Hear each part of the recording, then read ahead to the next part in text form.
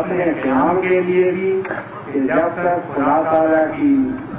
صفات سے اس کا تعلق قائم ہو، جو اسے قائم رکھنا چاہے وہ قائم رہتی ہے، وہ نہ ہو جاتی ہے۔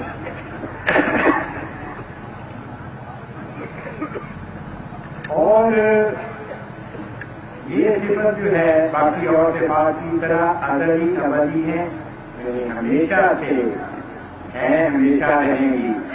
ہمیشہ میں بھی وقت کی طرف انسان کا دماغ جاتا ہے، لیکن اللہ تعالیٰ اپنی ذاتوں سے بات میں بالائے زمان و مکان ہے۔ نام مکان کے ساتھ اس کا کوئی واسطہ نہ زمانہ کے ساتھ، یہ ہمارے لیے ہے کہ یہ مخلوقات کے لیے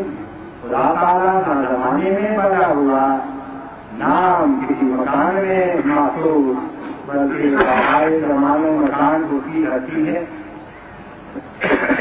کیونکہ اللہ کے سوا ہر چیز جو ہے وہ اس لحاظ سے بھی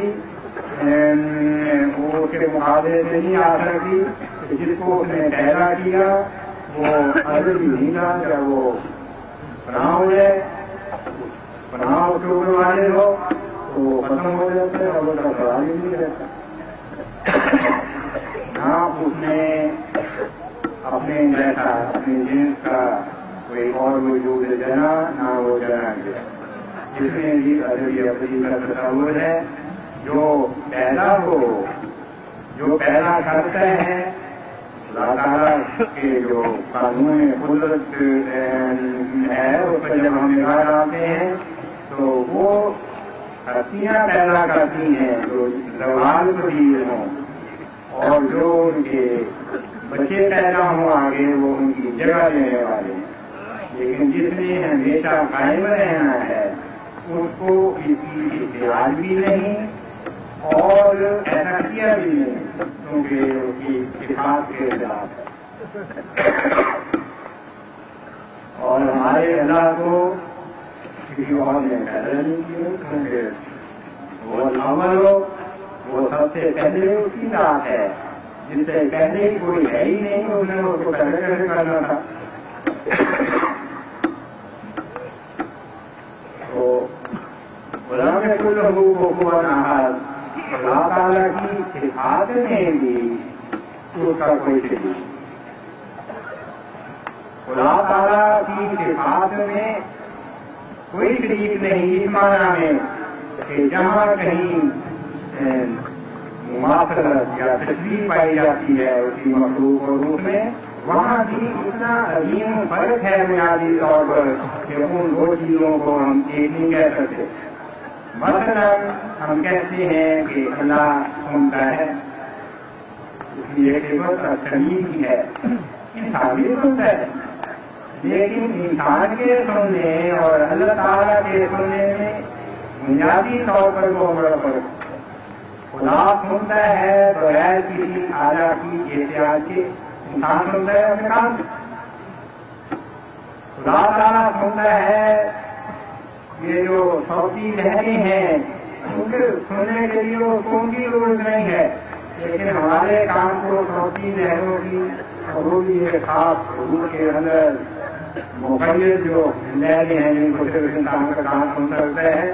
اور دوسری لہریں جو جانور سنتے ہیں کام نہیں سن سکتے، لیکن وہ جانے کی ضرورت نہیں۔ بعد میں یہ بتا رہا ہوں کہ اللہ تعالیٰ بھی سنتا ہے، انسان بھی سنتا ہے، لیکن خدا تعالیٰ بغیر کسی مادے کی احتیاط کے، بغیر کسی کام کے سنتا، اور اس کو سننے کے لیے صوتی لہروں کی ضرورت نہیں، لیکن وہ سنتا ہے۔ جو ہم دعائیں کرتے ہیں وہ صوتی لہروں کے لیے سے اس تک نہیں پہنچی، بلکہ بغیر کے وہ سنتا ہے، جو لہروں کی تو ضرورت نہیں ہے۔ اسی طرح ہم دیکھتے ہیں، آنکھ کی ہمیں ضرورت ہے، ہم دیکھتے ہیں روشنی سورج کی بیرونی ہمارے اپنے وجود سے باہر بھی ہوتی ہے، لیکن اللہ تعالیٰ دیکھتا ہے بغیر آنکھ کے، اور دیکھتا ہے بغیر کسی اور نور کے، وہ تو خود ہر جہاں کا نور ہے، اللہ نور السماوات والارض۔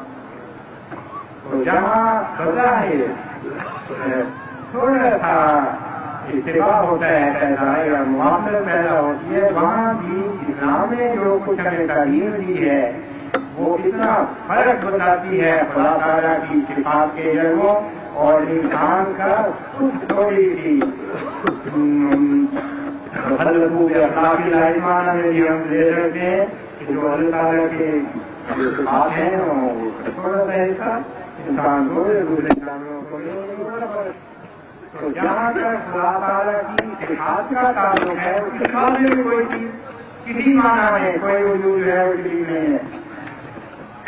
ہم اس اللہ کا ایمان ہے، اس لیے ہمیں کسی غیر کا دروازہ کھٹکھٹانے کی ضرورت نہیں، نہ خبروں پر جا کے سجدہ کرنے کی ضرورت ہے، نہ کسی چیز کی پرستش کرنے کی ضرورت ہے. ایک خدا ہے ہمارا جس کی ہمیں احتیاط ہے،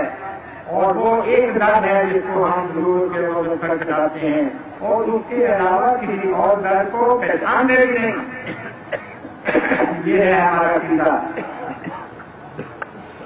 ہمارے اس اللہ نے کہا کہ محمد صلی اللہ علیہ وسلم میرا محبوب ہے،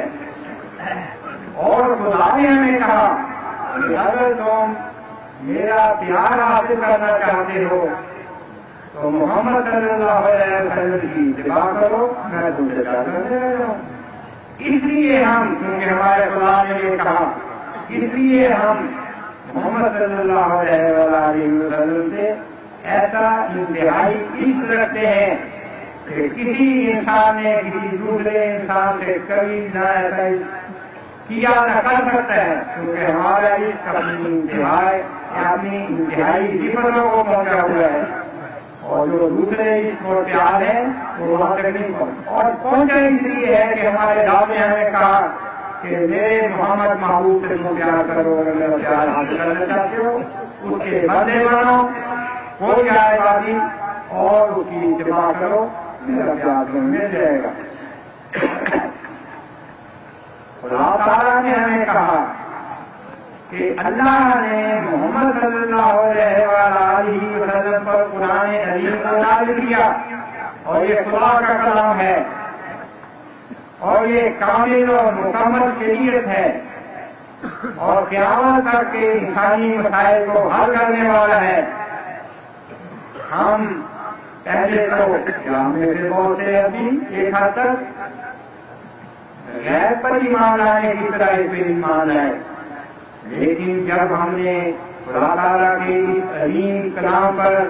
جو محمد صلی اللہ علیہ وسلم نے ہمارے ہاتھ میں بنایا، اس کلام پر ہم نے غور کیا، جب ہم نے ادھوری عقلوں کو ادھر ادھر بھٹکتے دیکھا اندھیروں میں، اور سر کے بعد گرتے دیکھا، اور مسائل حل کرنے کی بجائے مسائل پیدا کرنے والا پایا، تو ہم نے محسوس کیا کہ خدا تعالیٰ نے قرآن عظیم جیسی جو عظیم کتاب ہمیں دی ہے وہ ان ادھوری عقلوں کو روشنی عطا کرنے والی اور انسانی مسائل کو حل کرنے والی ہے. اس کے بغیر انسان کا گزارا نہیں ہے. آج نہیں تو کل انسان کو یہ حقیقت سمجھنی پڑے گی اپنی بقا اور اپنی ترقیات کے لیے. اس اسلام پر ہم ایمان لائے ہیں، وہ مذہب جو محمد صلی اللہ علیہ وسلم نے دنیا کے سامنے پیش کیا اس پر ہم ایمان لائے، کیونکہ خدا نے کہا تھا کہ اس کو ایمان لاؤ. ہم قرآن کریم کو ایمان لائے. مذہب کا ایک حصہ فقہ ہے، یہاں اپنے اتحاد سے مسائل جو ہیں ان کے متعلق فتویٰ دینا. ہمارا یہ عقیدہ ہے کہ ہماری فقہ حنفی فقہ ہے، امام ابو حنیفہ کی جو فقہ ہے وہ جماعت احمدیہ کی فقہ ہے، اس اختلاف کے ساتھ کہ جہاں جماعت احمدیہ کا اتحاد ہوگا وہاں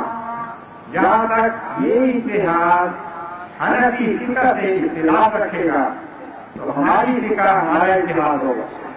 لیکن جہاں جماعت احمدیہ کا اپنا کوئی اتحاد نہیں وہاں ہم جو حنفی فقہ کے تابع ہیں. اپنے معاملات وغیرہ میں نکاح وغیرہ بھی تھا، لیکن بہت سی جگہ جماعت احمدیہ کے اتحاد میں یہ فکر جان کے بول رہا ہوں، جماعت احمدیہ کے کسی فرد نہیں میں کہہ رہا، بلکہ جماعت کا جو اتحاد ہے اس نے جہاں اختلاف کیا تو وہاں ہم اختلاف کرتے ہیں حنفی فقہ سے، اور اس سے کوئی اعتراض بھی نہیں، کیونکہ تمام فقہا کا مختلف جو ان کے فقہ کے مختلف ہیں، فقہ ہیں، حنفی فقہ ہے، شافعی، حنبلی، مالکی وغیرہ، ہر ایک نے اس بات پر اتفاق کیا کہ کسی مسائل میں اختلاف ہو سکتا ہے اور وہ قابل اعتراض نہیں ہے، وہ سب کا فیصلہ ہے، کسی نے اس میں اختلاف نہیں کیا، تو جو فیصلہ پہلے دے چکے اس آزادی کے مد نظر اور جو رول ہم نے ماضی کے ذریعے حاصل کیا اس وجہ سے ہمارا یہ حق ہے کہ ہم اتحاد کریں، اور جہاں ہمیں نئی اتحادی روشنی حاصل ہو وہاں ہم حنفی فقہ سے اختلاف کریں، ورنہ ہم جہاں یہ نہیں،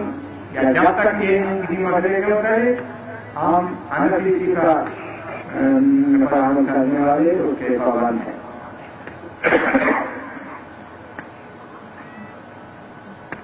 اللہ واحد و یگانہ ہمارا اللہ، ہمارا رب، محمد صلی اللہ علیہ وسلم ہمارے رسول، محمد رسول اللہ صلی اللہ علیہ وسلم جو خاتم الانبیاء ہیں، ہمارے رسول، قرآن حکیم ہماری کتاب اور اسلام ہمارا مذہب ہے، یہ ہے عقیدہ ہمارا۔ کوئی اور یہ سمجھے کہ ہمارا کیا عقیدہ ہے تو ہم اس کو خدا کے حوالے کرتے ہیں کہ جو دلوں کا حال جانے والا ہے وہ بھی فیصلہ کرے گا،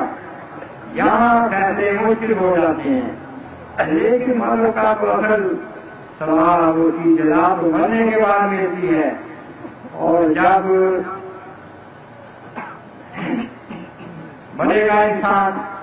خدا کے حضور پیش ہوگا، وہ بھی فیصلہ کر دے گا کہ کس کے دل میں کیا تھا، کس کے دل میں کیا نہیں۔ بہرحال جو ہم محسوس کرتے ہیں اس کا ہم اعلان کرتے ہیں، جو ہم محسوس کرتے ہیں اس کا ہم اعلان کرتے رہیں گے، اور دنیا کی کوئی طاقت ہمیں اسلام سے دور جانے والی، قرآن کریم سے پرے ہٹانے والی، محمد صلی اللہ علیہ وسلم کا عشق ہم سے چھیننے والی، اور اللہ تعالیٰ سے ہمیں پرے لے جا کر کالے منہ میں شامل کرنے والی نہیں ہے۔ ایسا نہیں ہوگا۔ ابھی نسلوں کو بھی ہم کہتے ہیں کہ تم خوش ہو کہ ہم نے یہ عہد کیا تمہارے ساتھ کہ تمہیں اسلام سے دور نہیں جانے دیں گے، کسی کو اجازت نہیں دیں گے کہ تمہیں اسلام سے پرے ہو جائے۔ لیکن ہمارے تو کمزور انسان کے ہاتھ ہیں، اس لیے ہم ہمیشہ دعائیں کرتے ہیں اپنے رب سے